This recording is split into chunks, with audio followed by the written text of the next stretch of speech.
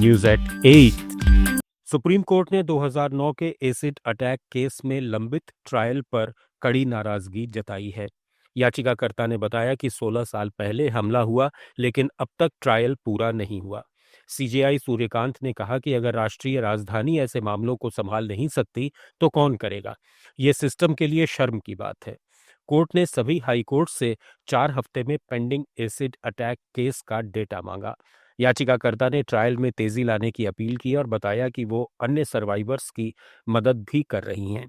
CJI ने निर्देश दिया कि केस की रोज सुनवाई हो और पीड़ितों को दिव्यांग कैटेगरी में शामिल कर वेलफेयर स्कीम्स तक पहुंच सुनिश्चित की जाए।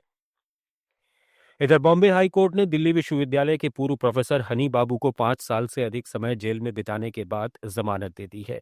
हनी बाबू भीमा कोरेगांव मामले में अभियुक्त हैं, जहां उन पर 2018 में पुणे के पास जातीय तनाव भड़काने, प्रतिबंधित सीपीआई माओवादी से संबंध रखने और प्रधानमंत्री नरेंद्र मोदी की कथित हत्या की साजिश में शामिल होने जैसे गंभीर आरोप लगाए गए थे। अदालत ने माना कि मामले की सुनवाई जल्द पूरी होने की संभावना नहीं है और इतनी लंबी अवधि तक बिना ट्रायल हिरासत में रखना उचित नहीं है। इससे पहले 2022 में उनकी जमानत याचिका खारिज कर दी गई थी, लेकिन इस बार अदालत ने समान मामलों में अन्य अभियुक्तों को मिली राहत का हवाला देते हुए उन्हें सशर्त जमानत प्रदान की है। Let's mic news at 8।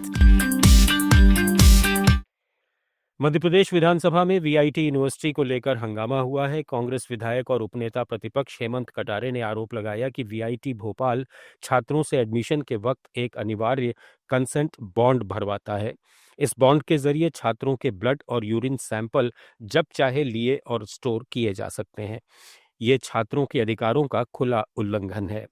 Medical test के लिए छात्रों पर दबाव डाला जाता है और कैंपस के अंदर बिना अनुमति क्लिनिक चल रही है। कटारे ने आरोप लगाया कि बजरंग बली का नाम लेने पर छात्रों पर 5,000 रुपए का फाइन लगाया गया और दंडात्मक कार्रवाई की गई। बता दें कि दूषित पानी और खराब भोजन से नाराज हजारों छात्र सड़कों पर उतरे थे, जिसके बाद उनके खिलाफ एफआईआर दर्ज की गई थी। उच्च शिक्षा मंत्री इंदर सिंह परमार ने बताया कि विश्वविद्यालय को नोटिस जारी किया गया है और दोषी पाए जाने पर सख्त कार्रवाई होगी। साथ ही उन्होंने भरोसा दिलाया कि किसी भी छात्र का भविष्य खराब नहीं होने दिया जाएगा। धनबाद के केंदुआडीह थाना क्षेत्र की राजपूत बस्ती में कार्बन मोनोऑक्साइड गैस का रिसाव आज दूसरे दिन भी जारी रहा। इस जहरीली गैस की चपेट में आने से एक महिला की मौत होने की सूचना है। इससे पहले बुधवार को एक महिला की मौत हो गई थी। गैस रिसाव से 12 से ज्यादा लोग बीमार हो गए हैं। उनका अस्पताल में इलाज चल रहा है। छत्तीसगढ़ में आयकर विभाग ने लोहा कारोबारियों के करीब 50 ठिकानों पर एक साथ छापा मारा है। रायपुर, दुर्ग, बिलासपुर और रायगढ़ में sponge iron, steel rolling, power plant और जमीन कारोबारियों के दफ्तर और परिसरों पर कार्रवाई चल रही है। मौके पर 100 से ज्यादा सीआरपीएफ जवान तैनात किए गए हैं। इससे पहले 30 नवंबर को मेडिकल कॉलेज मान्यता घोटाले में ईडी ने छत्तीसगढ़ समेत 8 राज्यों में छापेमारी की थी।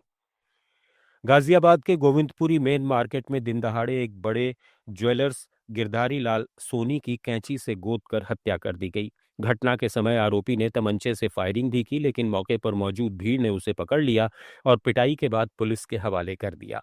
परिजन उन्हें निजी अस्पताल ले गए, जहां उन्हें मृत घोषित कर दिया गया। चश्मदीदों ने बताया कि हमला अचानक हुआ और भीड़ ने हिम्मत दिखाकर आरोपी को काबू में किया।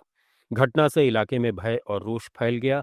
व्यापारियों ने दुकानें बंद कर धरना दिया और मौके पर विधायक डॉक्टर मंजू शिवाच और एडीसीपी आलोक प्रियदर्शी पुलिस बल के साथ पहुंचे। उत्तर प्रदेश के कासगंज में विवाह समारोह के दौरान नशे में धुत कार सवार रिश्तेदारों ने जमकर कहर बरपाया। दरअसल जयमाला के बाद नशे में खड़े बेटे को पिता ने थप्पड़ मार दिया। जीजा को पिटता देख कार में बैठे रिश्तेदार बौखला गए और उन्होंने मैरिज होम के बाहर खड़े लोगों पर कार चढ़ा दी। इस दर्दनाक हादसे में जीजा के पिता, उनके भाई और साढ़ू की मौके पर ही मौत हो गई। घटना के बाद आरोपी कार छोड़कर फरार हो गए। पुलिस ने आधा दर्जन आरोपियों के खिलाफ मुकदमा दर्ज कर लिया है। न्यूज एट 8 में फिलहाल इतना ही। बने रहिए लेट्स माइक के साथ। आप सुन रहे थे let's mic more than radio. Follow कीजिए हमें हमारे सोशल मीडिया प्लेटफॉर्म्स पर।